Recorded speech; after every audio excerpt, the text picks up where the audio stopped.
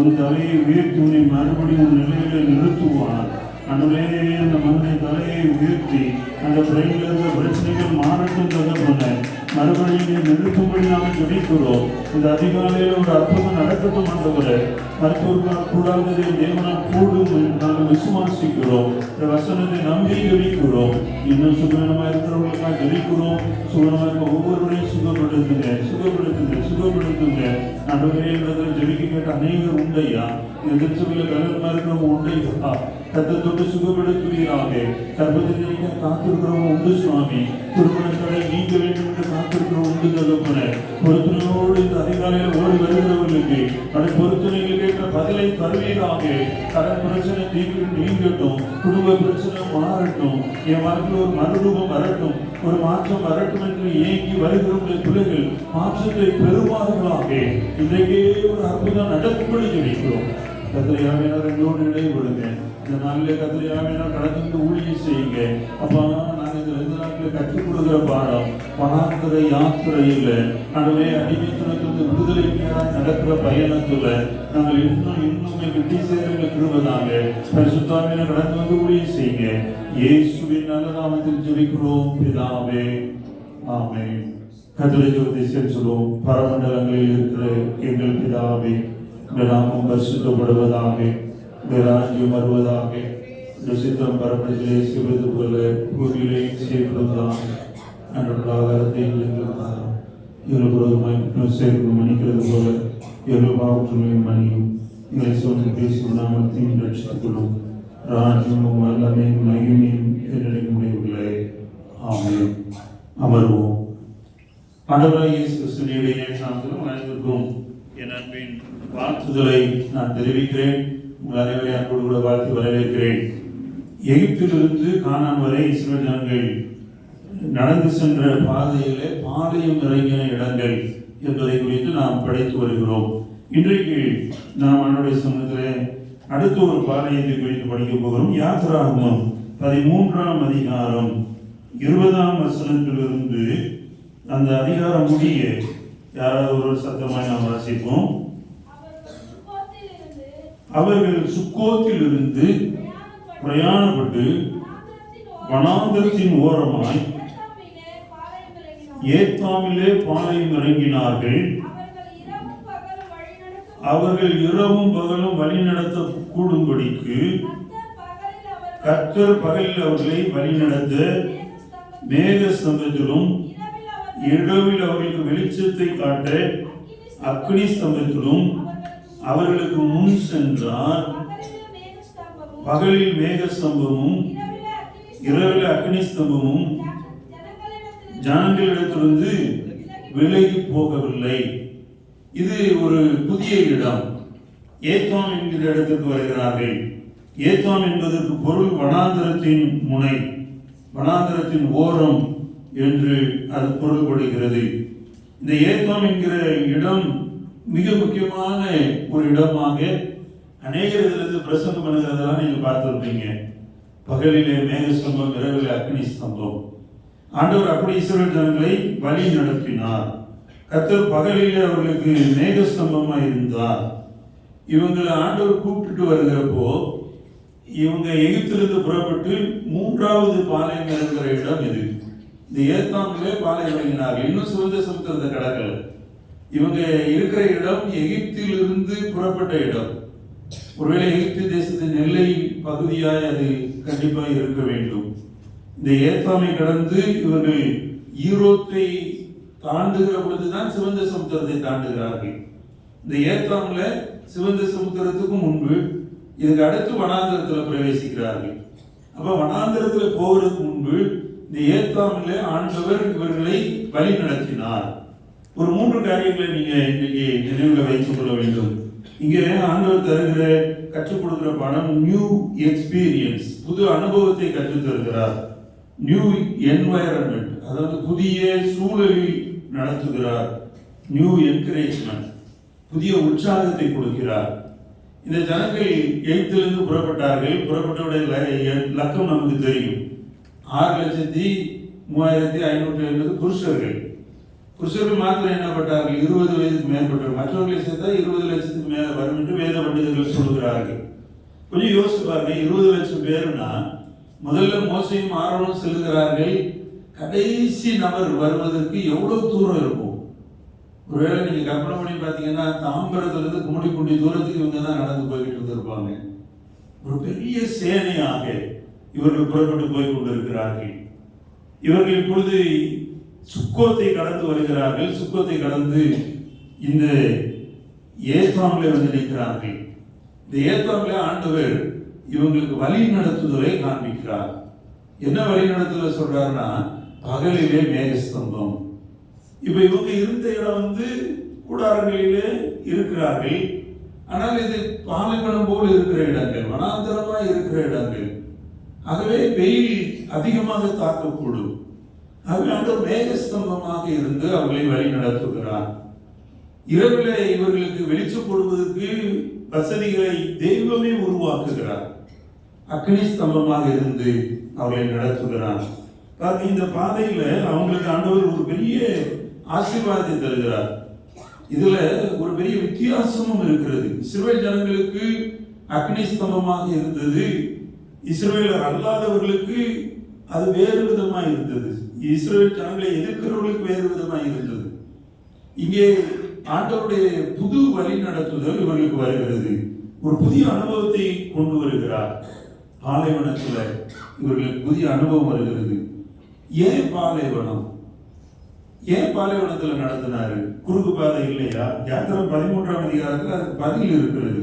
13ஆம் அதிகாரம் 17ஆம் வசனத்தை வாசிங்களேன். 13:17 ஆரோன் ஜனங்களை போக விட்ட பின் ஜனங்கள் யுத்தத்தை கண்டால் மனமடிந்து எகிப்துக்கு திரும்புவார்கள் என்று சொல்லி பெலிஸ்தியரின் தேச வழியாய் போவது சமீபமானாலும் தேவன் அவர்களை அந்த வழியாய் நடத்தாமல் சிவந்த சமுத்திரத்தின் வனாந்தர வழியாய் ஜனங்களை சுற்றி போக பண்ணினார். ஆண்டவரே இந்த வழியை தெரிந்து கொள்கிறார். It is God's choice. கடவுள் தான் அதை சூஸ் பண்றாரு. நிறைய நேரம் நாம நம்ம வழிகளை சூஸ் பண்ண முயற்சி பண்ணுவோம் பாருங்க. நாம் நம்முடைய வழிகளை நாமே அமைத்துக் கொள்ள முயற்சிப்போம். ஆனால் இந்த இஸ்ரவேல் ஜனங்களுக்கு இவருடைய வழியை கடவுள் தான் டிசைட் பண்றார். God chooses the way. இவங்க போகிறதுக்கு ஒரு நேர் வழி இருக்கு. ஆனா அந்த நேர் வழியில போனா பெலிஸ்தியரால் யுத்தம் வரும். யுத்தம் வந்தா இவர்கள் மனமடிந்து விடுவார்கள். என்னுடைய சிந்தையை கவர்ந்த வார்த்தை அதுதான். ஆண்டவர் அவர்கள் யுத்தத்தை கண்டால் மனமடிந்து திரும்பி விடுவார்கள் என்பதனால சுற்றி போக பண்ணினார். ஒரு சுற்று வழியை உண்டு பண்ணுகிறார். ஒருவேளை பார்க்கறதுக்கு கடினமா இருக்கலாம். 40 வருடம் நையா இது வாழ்க்கை என்று ஒரு தலைமுறையே சுற்றுகிறது, ஒரு தலைமுறையே கடந்து போய்விட்டது என்று சொல்லுகிற நிலை இருக்கலாம். ஆனால் ஆண்டவர் அதை நேர்த்தியாய் செய்கிறார். ஒரு புதிய அனுபவமாய் கொடுக்கிறார். சுற்றி போக பண்ணுகிறார். சுற்றி போக பண்ணி இவர்களை அவர் வழி நடத்துகிறார். இந்த வழி நடத்துதலை குறித்து சங்கீதத்துல சங்கீதம் 78ஆம் சங்கீதம் 14ஆம் வசனத்தை வாசிங்கன்னா சங்கீதக்காரன் சொல்றாரு பாருங்களேன். சங்கீதம் 78:14 வாசிங்க. பகலிலே மேகத்தினாலும் ராம் முழுவதும் அக்கினி வெளிச்சத்தினாலும் அவர்களை வழி நடத்தினார். பகலிலே மேகம், ராம் முழுவதும் அக்கினி வெளிச்சம். அவங்களை ஒரு நாளும் அந்த மேகஸ்தம்பம் விட்டு பிரியவில்லை. அந்த மேகம் அவர்களை வழி நடத்தினது. அந்த மேகம் வழி நடத்தினது அவர்களுக்கு ஒரு காரியத்தை உறுதிப்படுத்துகிறது. ஆண்டவர் அவர்களோடு வருகிறார் என்பதை, ஆண்டவர் அவர்களோடு வருகிறார் என்பதை அது உறுதிப்படுத்துகிறது. அவருடைய சத்துருக்களுக்கு அது வேறு விதமாக இருக்கிறது, ஆனால் அவர்களுக்கு அது வழி நடத்தும் மேகமாக இருக்கிறது. அது தெய்வத்துடைய பிரசன்னம். ஆண்டவர் சொல்றாரு உபாகமத்துல 31ஆம் அதிகாரத்துல 6ஆம் வசனத்தை வாசிப்பாருங்களேன். உபாகம் 31:6 நீங்கள் பலம் கொண்டு திடமனதாயிருங்கள், அவர்களுக்கு பயப்படவும் திகைக்க வேண்டாம், உன்னோடு கூட வருகிறார், அவர் உன்னை விட்டு விலகுவதும் இல்லை, உன்னை கைவிடுவதும் இல்லை. உன்னை விட்டு விலகிறது இல்லை, உன்னை கைவிடுவதும் இல்லை என்று அவர் சொல்லி இருக்கிறார். அதனால அவர் உன் கூட வருகிறார் என்பதை நீ மறந்துடாத. அவர் உன்னோடு வருகிற தேவன், அவர் உன்னை ஒரு நாளும் விட்டு விலகுகிறது அல்ல, கூட வருகிறார். ஒரு புது எக்ஸ்பீரியன்ஸ் கொடுக்கிறார், புது அனுபவத்தை கொடுக்கிறார். ஒவ்வொரு நாளும் ஒரு புது அனுபவத்தை ஆண்டவர் தருகிறார். ஆமென். எத்தனை பேர் அதை நம்புறீங்க? ஒவ்வொரு நாளும் நாம் ஒரு புது அனுபவத்தின் பாதையில் நடத்தப்படுகிறோம். இதுக்கு முன்பு நம்ம இந்த வழியாய் போனதில்லை என்பதை நாம் உணர வேண்டும். யோசுவா 3ஆம் அதிகாரம் 4ஆம் வசனத்தை வாசிங்கன்னா அப்ப யோசுவா சொல்றார், நீங்க இதுக்கு முன்பு இந்த வழியாய் ஒருபோதும் நடந்து போகவில்லை. நம்ம நடந்து போகாத ஒரு வழியில் ஆண்டவர் நம்மை நடத்துகிறார். இன்றைக்கு இந்த 2 நாட்கள் வந்திருக்கிற அன்பு சகோதர சகோதரிகளே, உங்களை தேவன் நீங்கள் இதுவரை நடந்து போகாத ஒரு வழியிலே நடத்த விரும்புகிறார். ஆமென். எத்தனை பேர் அதை பெற்றுக்கொள்ள விரும்புறீங்க? பகலிலும் இரவிலும் நடத்த விரும்புகிறார். பகல நடத்திட்டு உங்களை விட்டுறதில்லை, அவர் இரவிலும் உங்களை தொடர்ந்து நடத்த விரும்புகிறார். நீங்க தூங்கிக்கிட்டு இருக்கிறப்போ அவர் விழித்திருந்து செயல்பட்டு கொண்டிருக்கிறார். ஒவ்வொரு கிறிஸ்தவ விசுவாசியும் இதை உணர்ந்து கொள்ள வேண்டும். நீ நல்லா கொண்டு தூங்குறியே, அப்போ உன் தேவன் தூங்குறதும் இல்லை, உறங்குகிறதும் இல்லை. நீ எந்த பிரச்சனையை சந்தித்து தூக்கம் வராம புரண்டு படுத்து இயேசுவே இயேசுவேன்னு சொல்லிட்டு நீ டயர்டாகி தூங்கிட்டியோ, அந்த காரியத்தை உனக்கு சாதகமாக்கும்படி, உனக்கு அந்த காரியத்தில் விடுதலை தரும்படி, அந்த காரியத்தில் அற்புதம் செய்யும்படி அவர் உனக்காக செயல்பட்டு கொண்டிருக்கிறார். அதான் ஒரு புது அனுபவம். காலையில் அந்த புதிய அனுபவத்தை தர்றாரு. அதான் தருகிற கிருபை. காலையில் புதிதாக இருக்கிற கிருபையை தேவன் நமக்கு தருகிறார். அது புதிய கிருபை. அது நமக்கு ஒவ்வொரு நாளும் நம்மை வழி நடத்தும். அவர் வழி நடத்துகிறார்.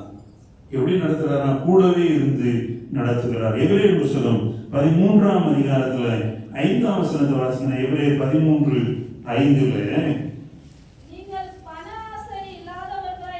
நீங்கள் பண ஆசை இல்லாதவர்களாய் நடந்து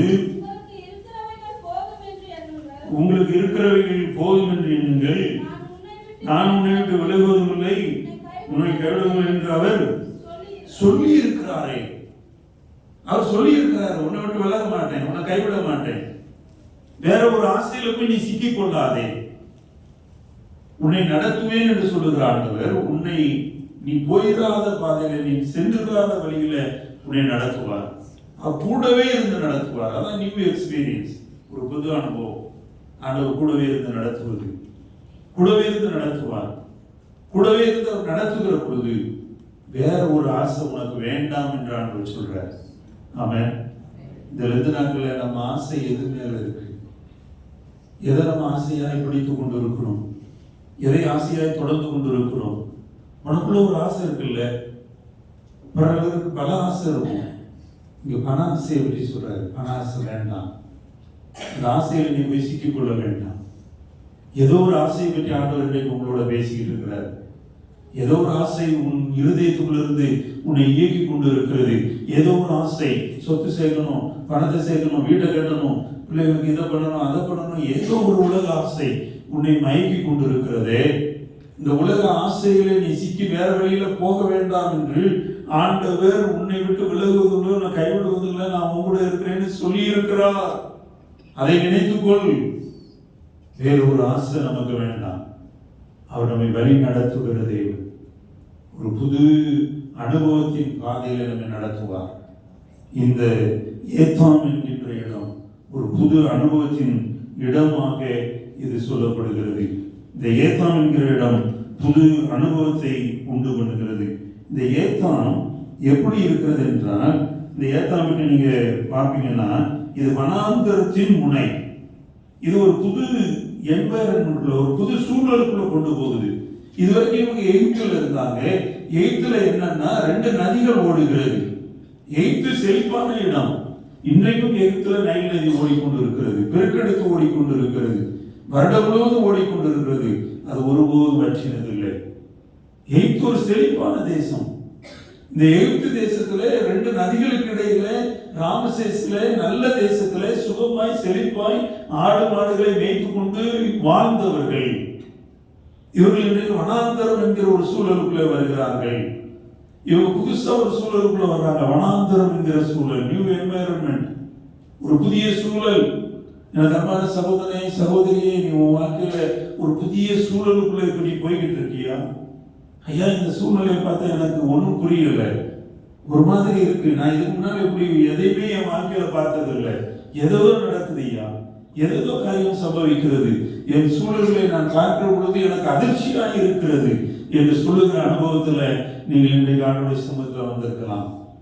உன் புதிய சூழலில பகலிலும் இரவிலும் உன்னை நடத்த தேவன் முன்னோடு கூட இருக்கிறார். ஆமென். அவர் வழி நடத்துகிற தேவன்.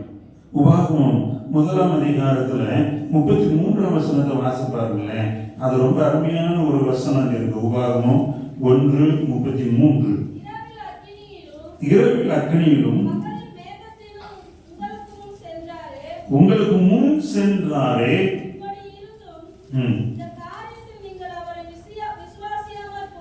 பாருங்க, அவர் போன விதத்தை பற்றி நீங்க சொல்றாரு. இரவில் அக்னியிலும் பகலில் மேகத்திலும் உங்களுக்கு முன் சென்றாரே. ஆண்டவர் உங்களை நடத்தின விதம், புது சூழ்நிலையில, கஷ்டத்தின் பாதையில, வறுமை மத்தியில, வியாதியின் மத்தியில, வேதனை மத்தியில உங்களுக்கு முன் சென்றாரே, உங்களை நடத்தினாரே. அடுத்த வசனம் சொல்லுது, இப்படி இருந்தும் அவர் உங்களை நடத்தினது உண்மை, உங்களுக்கு நன்மைகளை செய்தது உண்மை, அற்புதங்களை செய்தது உண்மை, உன் கையின் பிரயாசத்தை ஆசீர்வதித்தது உண்மை. இப்படி இருந்தும் இஸ்ரவேல் ஜனங்களை பற்றி சொல்றார். இப்படி இருந்தும் மோசே இந்த வசனங்களை சொல்கிற பொழுது வேதனையோடு சொல்லுகிறார். இப்படி இருந்தும் இந்த காரியத்தில் நீங்கள் அவரை விசுவாசியாமற் போனீர்கள்.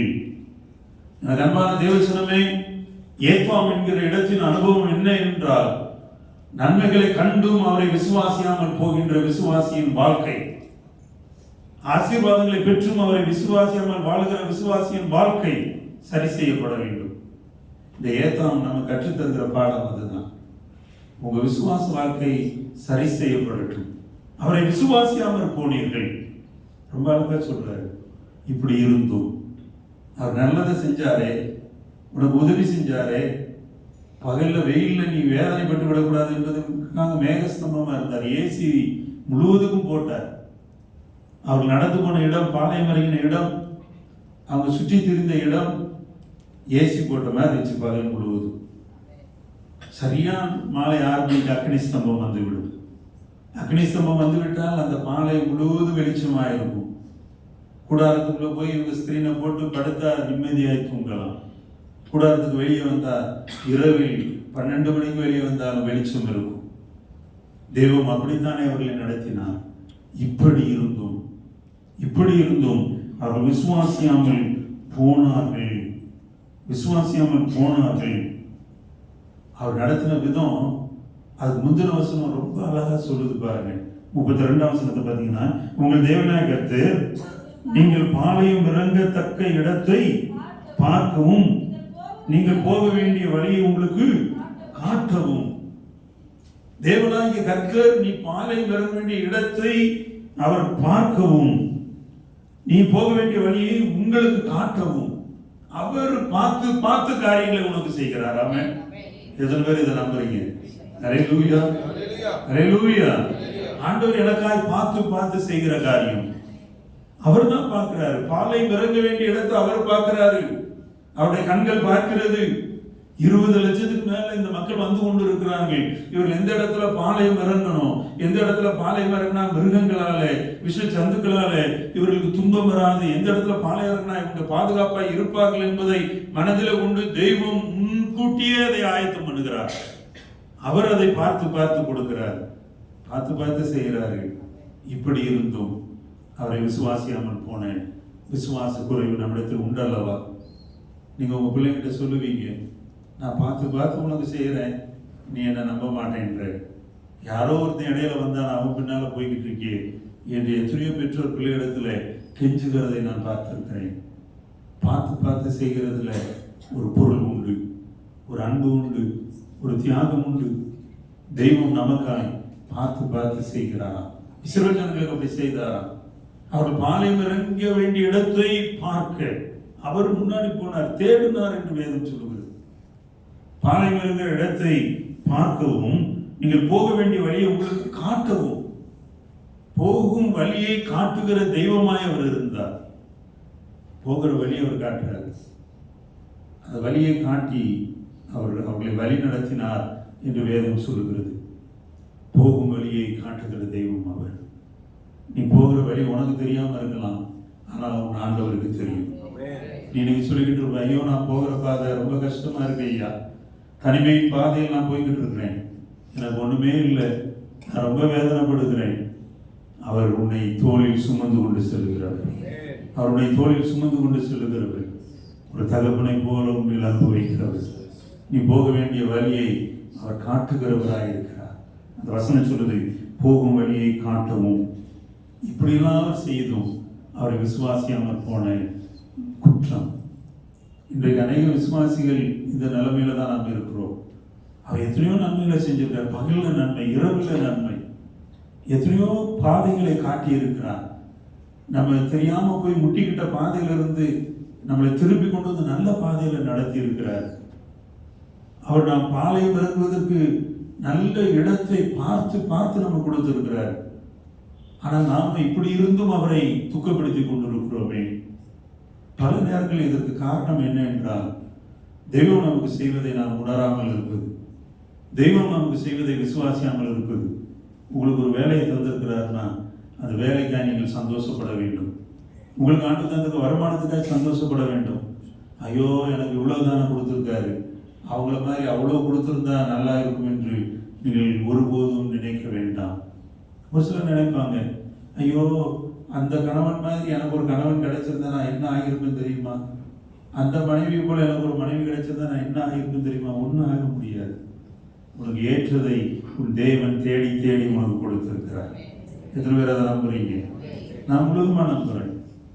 என் வாழ்க்கையில என் ஆண்டவர் எனக்காக தேடி தேடி காரியங்களை செய்கிறார், பார்த்து பார்த்து செய்கிறார். அவரை விசுவாசியாமல் நான் போனால் நன்றி அறிதல் இல்லாதவனாய் மாறி விடுவேன். அவரை விசுவாசிக்கும்படி இந்த 2 நாட்களில் இந்த ஏத்தாம் என்கிற இடம் நமக்கு அறைகோல் கொடுக்கிறது. அவர் நீங்க விசுவாசிக்கணும். அவர் உங்களுக்காக ஒரு புதிய அனுபவத்தை கொடுக்கிறாரு, புதிய சூழ்நிலையை உண்டு பண்ணுகிறார். இந்த புதிய சூழ்நிலை அவர்களுக்கு ஒரு பெரிய உற்சாகத்தை கொண்டு வந்தது. இந்த புதிய சூழ்நிலை உற்சாகத்தை கொண்டு வருது. பாருங்க, அவங்க புறப்பட்டவங்க வழி நடந்து வர்றாங்க. கொஞ்சம் கற்பனை பண்ணி பாருங்க, எகிப்திலிருந்து இவங்க புறப்பட்டாங்க. எகிப்திலிருந்து ராமசேசை விட்டு புறப்பட்டார்கள். புறப்பட்டு எல்லாரும் நடந்து வராங்க. கால்நடையாய் சுக்கோத்துக்கு வர்றாங்க. சுக்கோத்துல வந்தப்போ இவங்களுக்கு என்ன இருந்திருக்கும்? நைட்டு அன்னைக்கு இருட்டாதான் இருந்திருக்கும். சுக்கோத்துல எப்படியோ இவங்க நெருப்ப போட்டு எதையாவது குப்பையை போட்டு கொளுத்தி ஒரு வெளிச்சத்தை இவங்களாம் உண்டு பண்ண பார்த்துருப்பாங்க. சுக்கோத்துல இருந்து இவங்க ராமேஸ்வரத்துல இருந்து சுக்கோத்துக்கு வந்தாங்க. சுக்கோத்துல இருந்து இப்ப ஏத்தாமுக்கு வர்றாங்க. இந்த ஏத்தாமுல தான் தேவன் பார்க்கிறாரு இவங்க கஷ்டத்தை. ஐயோ ராத்திரி இவங்க எதையோ குப்பையெல்லாம் போட்டு கொளுத்தி வெளிச்சத்தை காட்டுறாங்களே, வெளிச்சத்தை வைக்கிறாங்களே, இவங்களுக்கு நாம் அக்னி ஸ்தம்பத்தை கொடுப்போம் என்று தெய்வம் இறங்கி வந்த இடம் தான் இது. நாம இந்த ஏத்தாமோட கஷ்டத்தை பார்த்து தேவன் இறங்கி வந்து அக்னி ஸ்தம்பத்தை அவர்களுக்கு உறுதிப்படுத்துகிறார். நாங்க ஜார்க்கண்டுக்கு போயிருந்த நாட்களை நான் நினைக்கிறேன். ஜார்க்கண்ட்ல ஊழியம் செய்யும்படி தந்தை பேராயரோடு பயணித்த நேரங்கள் அநேகம் உண்டு. அதில் ஜார்க்கண்ட்ல ஜெசுபெட்டான்ற இடத்துல நமக்கு ஒரு பைபிள் ஸ்கூல் இருக்கு. அந்த ஜெசுபெட்டா பைபிள் ஸ்கூலுக்கு நாங்கள் போயிருக்கிற பொழுது அது ஒரு காட்டுக்குள்ள இருக்கிற ஒரு பைபிள் ஸ்கூல். அந்த காட்டுக்குள்ள நாங்கள் முதல்ல போன பொழுது ஒரு இடத்துல இறக்கி விட்டுருவாங்க. அங்கேருந்து கொஞ்சம் தூரம் நடந்து தான் ஜெசுபெட்டா பைபிள் ஸ்கூலுக்கு போக முடியும். சரியான பாதை இல்லாத ஒரு சூழல். அப்படி நடந்து போய் அங்கே போய் சேர்ந்து ஒரு நாள் இரவு நாங்கள் அங்கே தங்க வேண்டியது வருகிறது. சரியாக 6-7 மணிக்கு அது இருட்டி விடுகிறது. வெறும் கேண்டில் நாங்கள் கொண்டு போயிருந்தோம். கேண்டில் கொளுத்தி வைத்து உட்கார்ந்து கொண்டு இருக்கிறோம். கேண்டில் நான் மின்சாரம் இல்லை. திடீரென்று ஒரு அறிவிப்பு பண்ணுறாரு பாஸ்டர். என்ன சொல்கிறாருன்னா, இப்போ ஜென்ரேட்டர் நான் போட போகிறேன், சரியாக 1 மணி நேரம் ஜென்ரேட்டர் ஓடும், 1 மணி நேரத்துக்குள்ள உங்களுக்கு உணவு வழங்கப்படும். அதனால் அந்த டைமுக்கு நீங்கள் வந்து லைட் வெளிச்சத்தில் சாப்பிட்டுட்டு நீங்கள் உங்கள் அறைக்கு சென்று விட வேண்டும். எனக்கு அது ஒரு புது அனுபவமாக இருந்தது. 1 மணி நேரம் அந்த ஜென்ரேட்டர் ஓடிச்சு. ஜென்ரேட்டர் ஓடுற வெளிச்சத்தில் ஓடி போய் சாப்பிட்டுட்டு வந்து பெட்டை விரித்து சுத்தமாக பார்த்து பூச்சிப்பட்டு இல்லைன்னு பார்த்து கன்ஃபார்ம் பண்ணி படுத்து விட்டோம். சரியாக 1 மணி நேரத்தில் ஜென்ரேட்டர் தரம் போல் ஆஃப் ஆகுது. அதன் பிறகு காலையில் வரைக்கும் அந்த வெளிச்சத்துக்கு உபகரணங்களே இல்லை. நாங்கள் வச்சுருந்த தீப்பெட்டியும் கேண்டிலையும் தலைமாட்டில் இருக்கு. அந்த நாட்டில் பெரிய அளவில் எல்லா கையிலையும் செல்ஃபோனும் இல்லை. டார்ச் ஒரு சிலர் கொண்டு வந்திருந்தாங்க. தேவன் ஒரு புது அனுபவத்தை கொடுத்தார். என் அன்புக்குரியவர்களே, இது போன்ற அனுபவம் தான் இந்த இஸ்ரவேல் ஜனங்களுக்கு உண்டாயிருந்தது. வனாந்திரத்தின் முனையில் ஏத்தாமில் ஒரு அனுபவத்தை ஆண்டவர் தருகிறார். அந்த அனுபவம் என்னன்னா, அவர் பகலிலே மேகஸ்தம்பமாய் இரவில் அக்னி ஸ்தம்பமாய் இருக்கிறார். ஆமென், அல்லேலூயா. இந்த தெய்வம் புதிய பாதையில் வழிநடத்துகிறார், புதிய சூழ்நிலையை தருகிறார், புதிய உற்சாகத்தை தருகிறார். இது அவங்களுக்கு உற்சாகத்தை தந்திருக்குமா? தந்திருக்காதா? தந்திருக்கும். இந்த சூழ்நிலையில் ஆண்டவர் அவர்களை நடத்தியும் இப்படி இருந்தும் அவங்க என்ன பண்ணிட்டாங்களாம்? விசுவாசியாம போயிட்டாங்க. அப்படியே கண்களை மூடி, ஆண்டவரை ஏத்தாமின் அனுபவத்தில் நான் விசுவாசத்தில் கடந்தவரை என்னை ஒப்பு கொடுக்கிறேன். என் விசுவாசம் சரிப்படுத்தப்படட்டும் சுவாமி. பகலிலே மேகஸ்தம்பமாய் இரவில் அக்னி ஸ்தம்பமாய் நீர் வந்தீரே.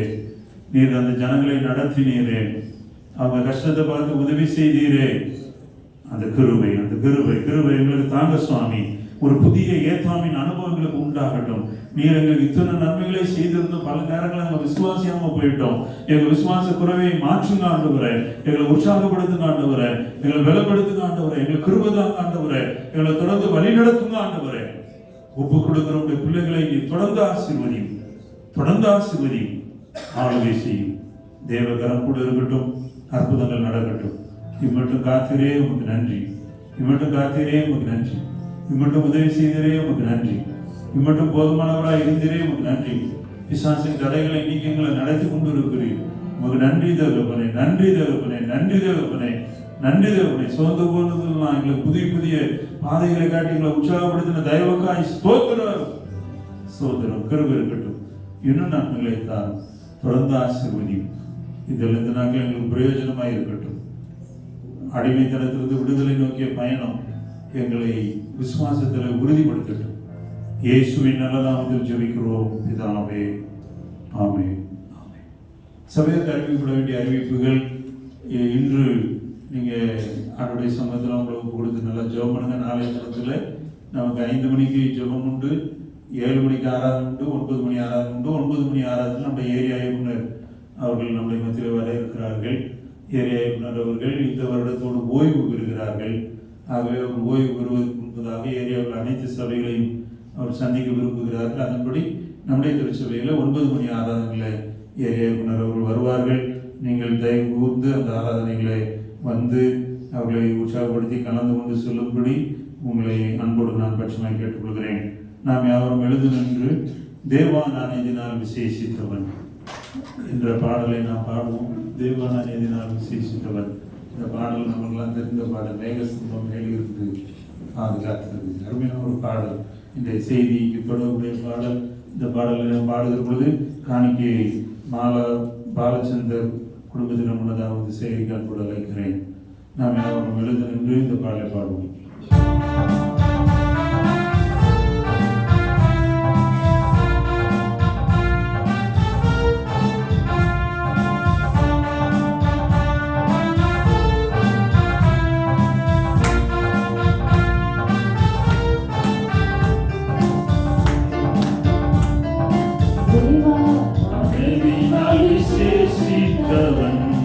Raja, Mahadevina Yosipavani, Deva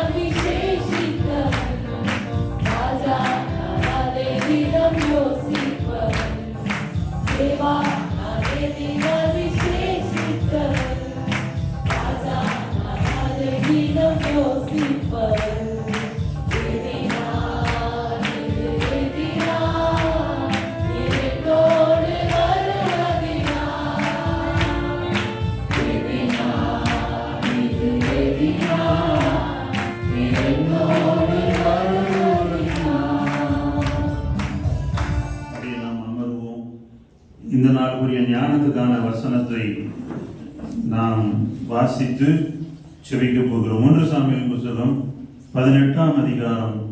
இன்று பழிவாங்காமல் இருக்க ஞானம் தாரும் ஆண்டவரே என்று ஜெபிக்க போகிறோம். 1 சாமுவேல் 18ஆம் அதிகாரம் 20, 21 வசனங்களை வாசிக்கிறேன், கவனியுங்கள். சவுலின் குமாரத்தியாகிய மீகாள் தாவீதை நேசித்தார். அது சவுலுக்கு அறிவிக்கப்பட்ட போது அது அவனுக்கு சந்தோஷமாய் இருந்தது. அவள் அவனுக்கு கன்னியாய் இருக்கவும் பெலிஸ்தேன் கை அவன் மேல் விழவும் அவளை அவனுக்கு கொடுப்பேன் என்று சவுல் எண்ணி தாவீதை நோக்கி, நீ என்னுடைய 2ஆம் குமாரத்தினால் இன்று எனக்கு மருமகன் ஆவாய் என்றான்.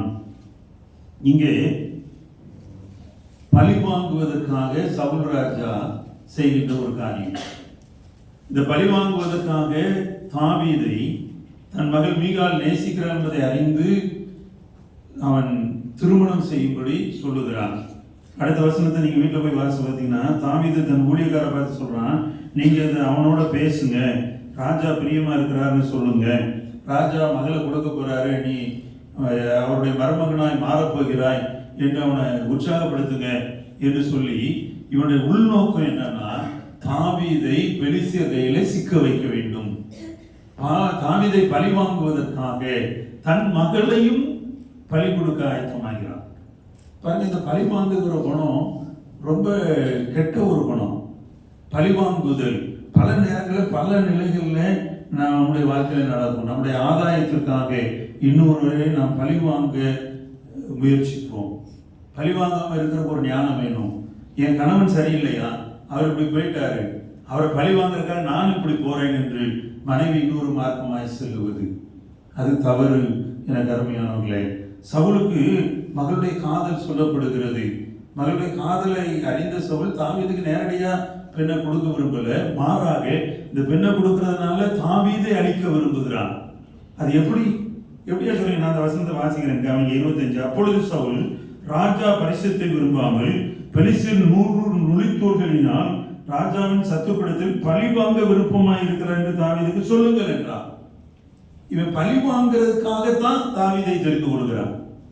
இவனுடைய நோக்கம் என்னன்னா, 100 நுனித்தோலை கேட்கிறான். பெலிஸ்தர் 100 நுனித்தோல் அப்படின்னா 100 ஆண்கள் கொல்லப்பட வேண்டும் பெலிஸ்தருடைய சேனையில.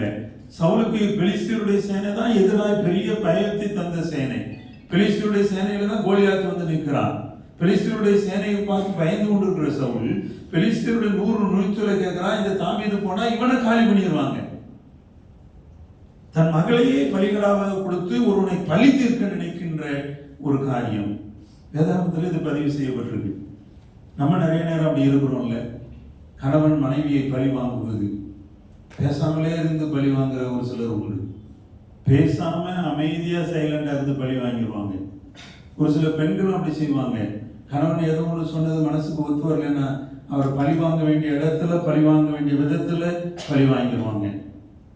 அந்த மனிதன் அதன் பின்பு நிம்மதியற்றவனாய் ரைட்லாம் தூங்காம அவன் பெரிய பைத்தியக்காரனாவே மாறிடுவான், வெறி பிடிச்சவனாய் மாறி போவான். காரணம் மனைவி பழி வாங்கினதுதான். இன்னைக்கு நிறைய குடும்பங்கள்ல இது மறைமுகமாய் நடந்து கொண்டிருக்கிறது, சைலண்டா நடந்து கொண்டிருக்கிறது. தேவன் இதை விரும்பவில்லை என்பதை இன்னைக்கு சொல்றாரு. யாரோ ஒருத்தர் நீங்க பழி வாங்குறதுக்காக, யாரையோ பழி வாங்குறதுக்காக, அல்லது உங்க கூடவே படுத்திருக்கிற உங்க கணவனை பழி வாங்குவதற்காக ஏதோ ஒன்று நீங்க சைலண்டா பண்றீங்களே, ஏதோ ஒரு பலவீனத்தை சொல்லி அவரை பழி வாங்குற ஒரு இடத்தை பயன்படுத்துறீங்களே, அது தவறு, அது தவறு, அது தவறு. அந்த பழி வாங்காம இருக்கிறதுக்கு உங்களுக்கு ஒரு ஞானம் வேணும். நிறைய பேர் இதை செய்றீங்க, நிறைய குடும்பங்கள் இது நடக்கு, நிறைய பேர் இதற்காக புலம்புகிறதை நான் பார்த்திருக்கிறேன். என் அன்புக்குரியவர்களே, பழி வாங்குதல் உங்களுக்குரியது அல்ல. சைலண்டா ஒரு சிலர் அமைதியா அப்படியே கண்டுக்காம போயிடுவாங்க, அதுவும் பழி வாங்குதல். நீ யாருக்காவது உதவியா நிக்க முடியும்னா நிக்கணும். பழி வாங்குதலை குறித்து வேத வசனம் சொல்றத நீங்க நல்லா கவனிச்சீங்கன்னா, ரோமர் 12ஆம் அதிகாரத்துல 19ஆம் வசனம் சொல்றது. ரோமர் 12:19 வாசிங்க. ஒருத்தர் எபிரேயர் 10:30 வாசிங்க. ரோமர் 12:19. ஆண்டவர் சொல்றாரு, பிரியமானவர்களே, பழி வாங்குதல் எனக்கு உரியது, நானே பதில் செய்வேன் என்று கர்த்தர் சொல்லுகிறார். ஆண்டவர் சொல்றாரு, பழி வாங்குதல் எனக்குரியது, நானே பதில் செய்வேன், நீங்கள் பழி வாங்காமல் கோபாக்கினைக்கு இடம் கொடுங்கள். நீங்க நின்று பழி வாங்குறதுக்கு முயற்சி பண்ணாதீங்க. யாரோ ஒருத்தர் உங்களுக்கு தப்பு பண்ணிட்டாங்க, யாரோ ஒருத்தர் தெரியாம உங்களுக்கு தவறு செய்து விட்டார்கள், இல்ல உங்களுக்கு தெரிந்தே அவங்க உங்களுக்கு எதிராக வந்து விட்டார்கள். பரவாயில்ல, நீங்க அவரை பழி வாங்குறதுக்காக, ஏதாவது அந்த பழியை தீர்த்து விடுவதற்காக உட்கார்ந்து வெறித்தனமா செயல்படாதீங்க. பழி வாங்குதல் ஆண்டவர் எனக்குரியது. ஆமென். நான் பதில் செய்வேன். விட்டுருங்க, தேவ கோபாக்கினை விட்டுருங்க. எனக்கு ஆண்டவர் கற்றுக் கொடுத்த பாடம் இது. நிறைய நேரம் நான் பழி வாங்க முயற்சிப்பதே கிடையாது. நிறைய நேரம் நான் என் காதில் கேட்கறதே கிடையாது. நேற்று சகோதரிடத்தில் நான் அதை சொல்லிக்கிட்டு இருந்தேன். நான் கேட்காம போனா என் ஆண்டவர் கேட்பார். ஏன்னா அவங்க 12ஆம் நேரத்தில் அப்படி இருக்கு, அவங்க பேசுறத கர்த்தர் கேட்டான். நீங்க பழி வாங்காம ஆண்டவரே பார்த்துக்கொள்ளு விட்டுட்டு போங்க. எபிரேயர் 10:30 வாசிங்களேன். அது என்ன சொல்லுது? பழிவாங்குதல் எனக்குரியது. கர்த்தர் திரும்ப திரும்ப அதை சொல்றாரு. அவர்கிட்ட விட்டுருங்க, அவர் அதை பொறுப்படுத்திக் கொள்வார். சோமனோமா ஆண்டவரே இந்த ஞானத்தை தாரும். நான் தெரியாம என் கணவனை பழி வாங்கிட்டேன், தெரியாம என் மனைவியை பழி வாங்கிட்டேன், பிள்ளைகளை பழி வாங்கிட்டேன். ஏதாவது ஒரு சூழ்நிலை நீங்க அதை செஞ்சிருப்பீங்க. இல்லைன்னு யாருமே சொல்ல முடியாது. இது ஆண்டோட ஒப்பு கொடுப்பீங்களா? ஆண்டவரே என்னை மாற்றும், எனக்கு இந்த ஞானத்தை தாரும். பழி வாங்காம இருக்கிற ஒரு ஞானம் வேணும். உங்களுக்கு எதிராக ஒரு சில காரியங்கள் செய்யப்படுகிற பொழுது உங்களுக்கு கோபமா வரும். உங்களுக்கு எதிராக யாராவது பேசிவிட்டால் அவரை திரும்ப உங்கள் கையில கொடுத்து விட்டது போல் சூழ்நிலை வந்தா அவரை அழித்து விடுவதற்கு முயற்சி நடக்கும் இல்லையா? ஆண்டவர் இப்போ உங்களோட பேசுறாரு. பழி வாங்குதல் எனக்குரியது. ஏத்தாமின் அனுபவம், ஏத்தாமின் அனுபவம் ஒரு புதிய சூழல், ஒரு புதிய அனுபவம், புதிய உற்சாகத்தை கொண்டு வந்தது. புதிய உற்சாகத்தோடு, புதிய தரிசனத்தோடு அவரை விசுவாசித்து செல்ல வேண்டிய சகோதரே சகோதரியே, பழி வாங்குதல் உனக்குரியதல்ல. உனக்கு அந்த ஞானத்தை ஆண்டவர் தர விரும்புறாரு. எத்தனை பேர் அதை கேட்க விரும்புறீங்க? ஆண்டவரே நான் பழி வாங்காம இருக்கிற ஞானத்தை எனக்கு தாங்க. ஒரு சில நேரம் நீங்க உங்க கணவர், வேலைக்கு போற கணவருக்கு சாப்பாடு கட்டாம அவரை பழி வாங்கிறீங்கல்ல, அது தவறு, அது தவறு. அதுக்கு ஒரு ஞானம் ஆண்டவர் அப்படி ஞானத்தை நீங்க உங்களுக்கு தரட்டும். ஆண்டவர் உங்களுக்கு ஒரு ஞானத்தை தரட்டும். உங்க மனைவி உங்கள்கிட்ட ஒரு சில காரியங்களை கேட்கிற பொழுது நீங்க வாங்கி கொடுக்காம உங்களை பழி வாங்குறீங்களே சகோதரனே, அது தவறு. தேவன் இன்றைக்கு உங்களோட பேசுறாரு. ஆண்டவரே நான் பழி வாங்காம இருக்க ஞானத்தை தாங்க. சின்ன சின்ன விஷயத்துல நீங்க மற்றவங்களை பழி வாங்கிட்டு இருக்கீங்களே, இந்த காரியங்களை தேவன் மாற்ற விரும்புகிறார். தேவன் மாற்ற விரும்புகிறார். இந்த செயல்பாடுகளுக்கு பின்னால பல நேரங்களில் நான் பிசாசு செயல்படுகிறதை கண்டிருக்கிறேன். ஆகவே எல்லாரும் ஒப்பு கொடுங்க, ஒப்பு கொடுங்க. ஆண்டவரே என்னை ஒப்பு கொடுக்கிறேன், அப்பா என்னை ஒப்பு கொடுக்கிறேன். எனக்கு ஒரு புதிய அனுபவத்தை தர்றீங்க, புதிய சூழ்நிலைகளை நடத்துறீங்க, நான் நடந்துராத பாதையில நடத்துறீங்க. எனக்கு நீங்க மேகஸ்தம்பமா அக்னி ஸ்தம்பமா இருக்கிறீங்க. இதையெல்லாம் உணர்கிற மனக்கண்களை தாங்க. இவ்வளவு நன்மைகளை செய்ய உண்மை நாங்கள் விசுவாசியாமல் போய்விடக்கூடாது ஆண்டவரே. உண்மை விசுவாசிக்க எங்களுக்கு கிருபை தாங்க ஆண்டவரே. பழி வாங்குகிற குணத்திலிருந்து எங்களை மாற்றுங்க. பழி வாங்காம இருக்க ஒரு ஞானத்தை நீங்க தாங்காண்டவரே. கேட்கிறவங்க பிள்ளைகள் பெற்றுக் கொள்ளுவார்களாக. நாமத்தை சொல்லி ஜனங்களை ஆசீர்வதிக்கிறேன். ஆண்டவரே பிள்ளைகளுக்கு ஒரு புது கிருபை பெருகட்டும். ஒரு புது கிருபத்தை கட்டளையிடுவீராக. சுகம் பலன் ஆசீர்வாதம் ஆரோக்கியம் வரட்டும். யார் யார் பொருத்துணையோடு வந்திருக்கிறார்களோ பொருத்துணைகள் நிறைவேறட்டும். இந்த 2 நாட்களில் ஜெபிக்க வந்திருக்கிற பிள்ளைகள் திருமண ஆசீர்வாதத்துக்காக, திருமண தடை நீங்க வேண்டும் என்று, பிள்ளை பாக்கியம் கிடைக்க வேண்டும் என்று, ஆண்டவரே நன்மைகளை எதிர்நோக்கி வந்திருக்கிறாங்களே, அவங்க பொருத்துணையோடு ஜெபிக்கிற ஜெபங்களுக்கு பதில் தாங்க. பழிவாங்கப்படும் அனுபவங்களை நீக்கி போடுங்க. மனிதர்களை பழிவாங்க அனுமதியாதீங்க சுவாமி. நீங்க ஆண்டவரே பதில் செய்கிறவர். கரத்துல ஒப்பு கொடுக்கிறோம். எங்களை உடைய ஆவி ஆத்மா சரத்தை அர்ப்பணிக்கிறோம். இன்றைக்கு படைத்த காணிக்கைகளை சுகந்த வாசனையாக ஏற்றுக்கொள்ளுங்க, ஆசீர்வதிங்க. தொடர்ந்து இந்த தியானத்தோடு நாங்கள் உலகத்துக்குள்ள கடந்து செல்கிறோம். உண்மை விசுவாசிக்கிறவர்களாய் ஜீவித்து உங்களுடைய நாமத்தை மகிமைப்படுத்த எங்களுக்கு இருப்பதாங்க. இந்த ஆராதனை எங்களோடு இருந்தது நன்றி. தொடர்ந்து இந்த நாள் முழுவதும் இந்த பிள்ளைகளை நடத்துங்க. வியாதிகளை குணப்படுத்துங்க. இந்த நாளுக்குரிய கிருபை பெருகட்டும். துதிகளாம் மகிமையெல்லாம் ஒவ்வொருவருக்கே செலுத்துகிறோம். இயேசுவின் நல்ல நாமத்தில் ஜெபிக்கிறோம் பிதாவே, ஆமென். நம்முடைய கர்த்தராகிய இயேசு கிருபை, பிதா, குமாரன், பரிசுத்த ஆவியானவரின் ஆசீர்வாதம் நம் அனைவரோடும் இயேசுவோடு நிலைத்திருப்பதாக. ஆமென். யாவரும் சேர்ந்து சொல்லுவோம். என் ஆத்மாவே கர்த்தரை ஸ்தோத்திரி, என் உடலே பரிசுத்த நாமத்தை ஸ்தோத்திரி. என் ஆத்மாவே கர்த்தரை ஸ்தோத்திரி. கர்த்தர் செய்த சகல உபகாரங்களையும் மறவாதே. ஆமென். ஆமென். நாம் யாரும் எழுந்து நின்று ஜெய கிறிஸ்து முன் செல்கிறார். அவர்கள் பின்பற்றி சொல்வோம். ஜெய கிறிஸ்து முன் செல்கிறார், ஜெயமாக நடத்திடுவார். ஜெய கிறிஸ்து முன் செல்கிறார், ஜெயமாக நடத்திடுவார். ஜெய